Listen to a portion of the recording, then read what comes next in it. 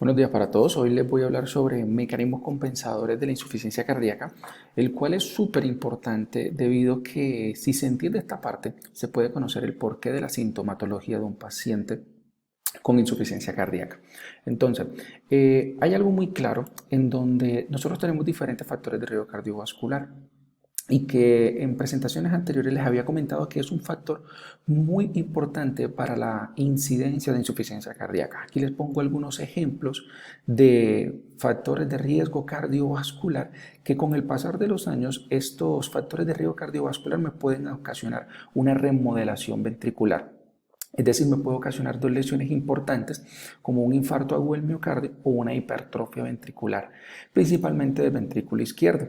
Ahora bien, al pasar de los años, estas dos lesiones me pueden conllevar a una alteración, a una disfunción tanto sistólica o como diastólica, es decir, de contracción muscular o de relajación, que si no tiene un adecuado tratamiento o una corrección a tiempo, el paciente va a terminar con una insuficiencia cardíaca con una fracción de eyección disminuida, reducida o una insuficiencia cardíaca con fracción de eyección preservada, sabiendo y recordando que esto va a referencia a que menos del 40% de la fracción de eyección sería una insuficiencia cardíaca con fracción de eyección reducida y por encima del 40% sería una insuficiencia cardíaca con fracción de eyección preservada.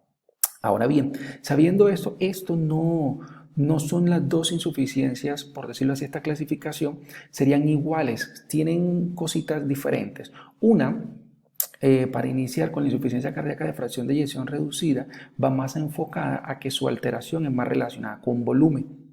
Cuando quiero decir de que es relacionada con volumen, quiere decir de que el paciente no propiamente tiene una afectación de presiones, sino que esta lesión va relacionada con volúmenes que me generan un aumento de las cámaras ventriculares y por lo tanto me genera una hipertrofia excéntrica.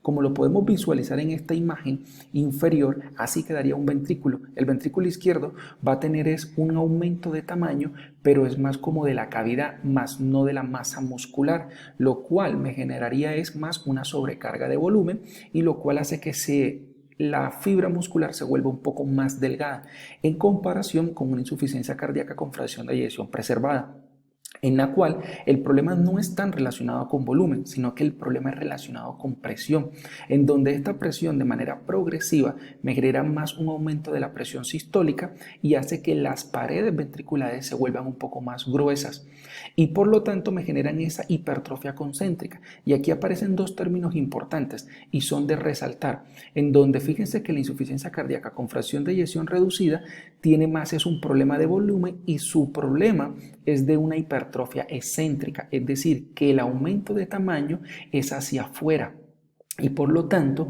la masa muscular no es tan gruesa. Y la insuficiencia cardíaca con fracción de eyección preservada, su problema es depresión y por lo tanto me genera una hipertrofia concéntrica, es decir, el aumento de tamaño no es hacia afuera, sino que el aumento de tamaño de la masa muscular es hacia adentro, es concéntrica, por lo tanto el grosor del ventrículo izquierdo hacia adentro se vuelve muy grande y esto me genera más problemas relacionados con la presión. Ahora bien, cuando alguna de estas dos pasas, en estos dos tipos de insuficiencia, el organismo trata de compensarlo y me aparecen unos mecanismos compensadores. El primero sería el sistema nervioso simpático, que trata de que si el paciente tiene un problema, como se acuerdan que la insuficiencia cardíaca es ese problema de eyección, esa falta de sangre en el resto del cuerpo, el sistema nervioso simpático lo que hace es aumentar la frecuencia cardíaca pues para mejorar la volemia. Además, se activa el sistema renina-angiotensina-aldosterona que probablemente en videos más próximos les estaré explicando. ¿Y cuál es la función de este sistema renina-angiotensina-aldosterona? Su función es principalmente vasoconstricción.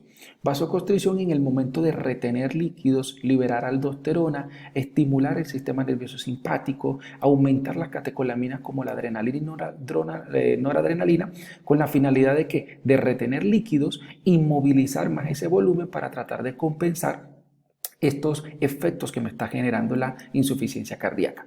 Pero esto sería, si se dan cuenta, una parte en donde me está generando una vasoconstricción y una retención de líquidos para mejorar la volemia. Pero si solamente el organismo tuviera estos mecanismos compensadores, estaría mal. Entonces aparece este otro mecanismo, que son los sistemas de péptidos natriuréticos. ¿Cuál es la finalidad de los péptidos? La finalidad de los péptidos es contrarrestar toda esta vasoconstricción excesiva que me está generando estos dos mecanismos. ¿Por qué? Porque los sistemas de péptidos lo que hacen es que son una respuesta ante el estrés generado por la insuficiencia cardíaca y se manifiesta haciendo una vasodilatación. Entonces, esta vasodilatación es todo el sentido contrario de estos dos anteriores, en donde resaltando que tenemos tres péptidos, los péptidos tipo A, tipo B y tipo C. Los A es por su ubicación que se encuentran a nivel auricular, por eso es A de atrial, el B que hace referencia a brain, pero en el ser humano se encuentra es a nivel ventricular, sino que se llaman brain es porque el descubridor lo encontró en el cerebro de un cerdo, es donde se producen los péptidos natriuréticos tipo B, pero en el ser humano se produce más es a nivel ventricular y lo sé que es a nivel de circulación. Ahora, algo que de pronto no les anoté sería otro factor importante, es la ley de Frank-Starling, en donde la ley de Frank-Starling tiene un mecanismo en donde mayor elongación de las fibras, mayor contracción muscular. Entonces, si el paciente está teniendo una mayor volemia, sus fibras musculares se van a aumentar de diámetro, de longitud, perdón, ¿para que qué? Para que la contracción muscular se pueda dar de una mayor eficacia. Pero los efectos principales de cada uno de estos mecanismos compensadores sería el sistema nervioso simpático, va a tener un efecto relacionado con catecolaminas como la adrenalina y noradrenalina que actúan directamente en unos receptores alfa 1, beta 1 y beta 2, en donde su finalidad es aumentar la frecuencia cardíaca. No tanto desde el punto de vista inotrópico de fuerza, sino más es desde el punto de vista de tiempo, de frecuencia como tal. Y sus efectos son unos efectos tanto centrales como periféricos, en donde los efectos centrales a nivel cardíaco van enfocados en aumentar la frecuencia cardíaca. Pero a nivel periférico, a nivel de los vasos sanguíneos, me genera una vasoconstricción y por lo tanto se aumenta la frecuencia cardíaca, la contractilidad, la vasoconstricción de vasos sanguíneos, me aumenta la vasopresina y todo esto tiene como finalidad un pequeño aumento de frecuencia cardíaca, pero muy relacionado con el sistema renina-angiotensina, cuya finalidad es retener líquidos, principalmente por medio de la angiotensina tipo 2, en donde el sistema renina-angiotensina-aldosterona me tiene un efecto de vasoconstricción por medio de la aldosterona, por medio de la liberación de catecolaminas que aumentan ese volumen circundante que queda en el organismo. Y en su parte, el sistema de péptidos natriuréticos, si ya usted sabe todo lo que hace el sistema nervioso simpático y todo lo que hace el sistema renina-angiotensina, pues, ¿qué hace los péptidos natriuréticos? Hacen todo lo contrario. Si los dos anteriores, los que les mencionaba, me genera una vasoconstricción, el péptido natriurético lo que va a hacer es una vasodilatación. Esto me aumenta la frecuencia cardíaca, esto lo que me van a hacer es disminuir la frecuencia cardíaca un poco para evitar tantos efectos de vasoconstricción. Disminuye la fibrosis miocárdica, disminuye el tono simpático, la diuresis, porque el sistema renina-angiotensina evita que si hay una liberación tanto de diuresis a nivel de la hormona antidiurética con la finalidad de retener líquidos.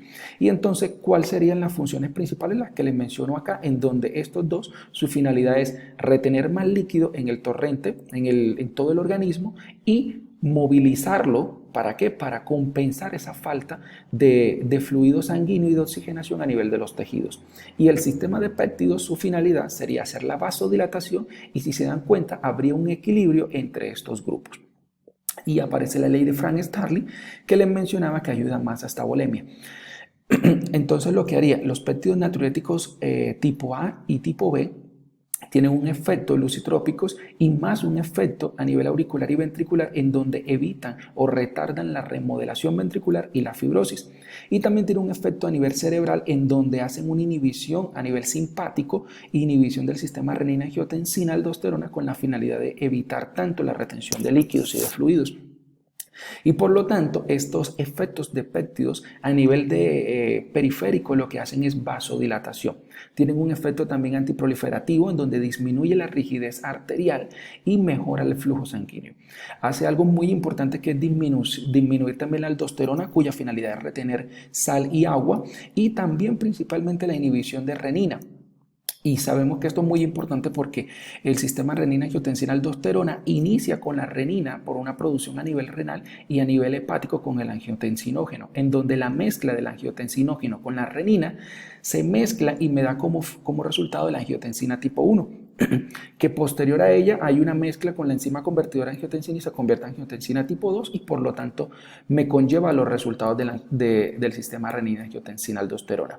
Pero los péptidos natriuréticos atrial y ventricular, por lo tanto, me generan esa inhibición de la renina y de la aldosterona, cuya finalidad se va a ver reflejado en menos retención de líquidos y, por lo tanto, una disminución de la presión arterial. Lo mismo pasaría si inhibimos la parte simpática por medio de unos vasoreceptores, que tenemos los vasoreceptores ubicados en el callado de la aorta y en la mitad de las dos carótidas, en la carótida interna y externa. Y estos vasoreceptores son esos receptores que controlan los cambios de presiones a nivel arterial. Entonces, al disminuir la recepción y la modulación de estos vasoreceptores, se ve reflejado con una reducción de la presión arterial. Y fisiopatológicamente hablando, sabemos que la insuficiencia cardíaca por estos mecanismos me genera una lesión de los miocitos y genera un desequilibrio entre estos mecanismos que les acabo de explicar y me conlleva una fibrosis, una muerte celular, una apoptosis, una miotoxicidad y que me conllevan a una retención por un lado y por otra a una vasodilatación, pero que cuando hay un desequilibrio me genera una mayor mortalidad, una mayor morbilidad y una falla de bomba. Y cuando hay este desequilibrio en donde la parte del sistema simpático y la parte del sistema renina-angiotensina-aldosterona es mayor su efecto en comparación con la de los péptidos, me genera esa sintomatología necesaria y que es característica de los pacientes con falla cardíaca. Si ustedes ven este desequilibrio cuando hay un exceso de retención de líquidos por el sistema renina-angiotensina, ¿qué se va a reflejar? Con un edema. Y que este edema se va a reflejar ¿con qué? Con esta fatiga excesiva y esta disnea de este paciente. Por lo tanto, me gustaría resumirle que ese aumento de presión y el infarto agudo del miocardio, como lo expliqué en las primeras diapositivas, son desencadenantes de insuficiencia cardíaca.